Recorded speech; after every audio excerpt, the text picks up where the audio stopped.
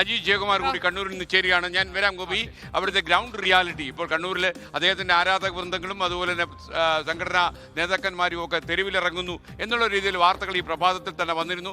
ഇപ്പോൾ അജീഷ് ജയകുമാർ, എന്താണ് ഇപ്പോൾ കണ്ണൂരിൽ സംഭവിക്കുന്നത്? കാരണം കെ സുധാകരൻ ദേശീയ രാഷ്ട്രീയത്തിൽ ശ്രദ്ധ നേടുന്നു എന്നൊരു ഇതിഹാസം നടക്കുന്നു. അതോടൊപ്പം ആഷ്മി താജ് ഇബ്രാഹിമിന്റെ പ്രവചനമുണ്ട്, കണ്ണൂരിൽ കെ സുധാകരന്റെ പേര് പട്ടിക പുറത്തിറക്കുമ്പോൾ കാണില്ല എന്ന്.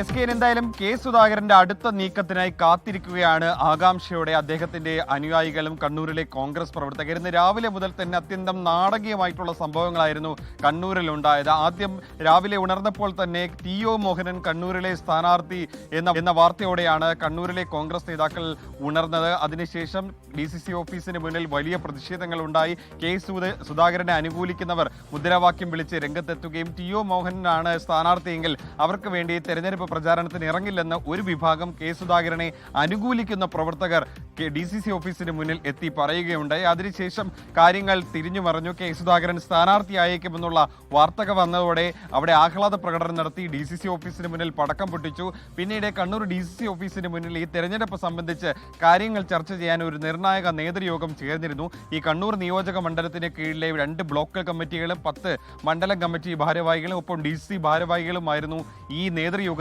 പങ്കെടുത്തത്. ഈ നേതൃയോഗത്തിൽ ഈ ടി.ഒ. മോഹനന് വേണ്ടി അനുകൂലിക്കുന്നവരും ഒപ്പം തന്നെ കെ സുധാകരൻ അനുകൂലിക്കുന്നതും തമ്മിൽ കടുത്ത വാഗ്വാദമുണ്ടായി, വാക്കുതർക്കം ഉണ്ടായി എന്നുള്ളതാണ് പുറത്തു വരുന്ന വിവരം. കെ സുധാകരനെ ചിലർ BJP ആക്കാൻ ശ്രമിക്കുന്നു എന്നടക്കമുള്ള ആരോപണങ്ങൾ അദ്ദേഹത്തെ പിന്തുണയ്ക്കുന്നവർ ഉന്നയിച്ചു. ചിലർ ടി.ഒ. മോഹനെയും പിന്തുണച്ച് രംഗത്തെത്തുകയും ചെയ്തു. കെ സുധാകരൻ അനാവശ്യമായി വിവാദമുണ്ടാക്കി കണ്ണൂരിന്റെ വിജയ സാധ്യത തന്നെ ഇല്ലാതാക്കുന്നു എന്നുള്ളൊരു ആക്ഷേപമാണ് അവർ ഉന്നയിച്ചത്. DCCയിലെ പല നേതാക്കൾക്കും കടുത്ത അതൃപ്തി തന്നെ കെ സുധാകരന്റെ ഈ നീക്കത്തിന് പിന്നിലുണ്ട്. എന്നാൽ ഇന്ന് വൈകിട്ടോടെ പിന്നീട് ഈ കെ സുധാകരനെ അനുകൂലിക്കുന്നവർ DCC ഓഫീസിന് മുന്നിൽ നിന്ന് പോയി. കെ സുധാകരൻ തന്നെ കണ്ണൂരിൽ മത്സരിക്കുമെന്നുള്ളൊരു ഉറപ്പ് അല്ലെങ്കിൽ ഒരു സൂചന വന്നതോടെയാണ് അവരെല്ലാം പിന്നീട് അവിടുന്ന് വിട്ടുപോയത്. കെ സുധാകരൻ കണ്ണൂരിൽ എത്തുമ്പോൾ വലിയ സ്വീകരണം കൊടുക്കാൻ പോലും ഇവരൊക്കെ തന്നെ പ്ലാൻ ചെയ്തിരുന്നു.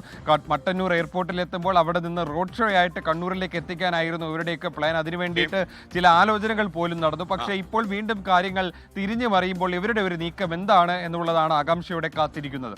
അജീഷ്, രാവിലെ പൊട്ടിച്ച പടക്കത്തിന്റെ പൈസ പോയി. രാവിലെ പൊട്ടിച്ച പടക്കത്തിന്റെ പൈസ പോയി.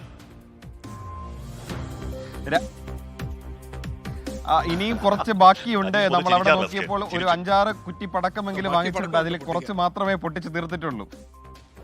ലോകത്തെവിടെയായാലും ഏത് സമയത്തും 24 വാർത്തകളും ഓഗ്മെന്റഡ് റിയാലിറ്റി പാക്കേജുകളും എക്സ്പ്ലെയിനറുകളും വിശദമായി കാണാൻ ഞങ്ങളുടെ YouTube ചാനൽ നിങ്ങൾക്ക് സബ്സ്ക്രൈബ് ചെയ്യാം.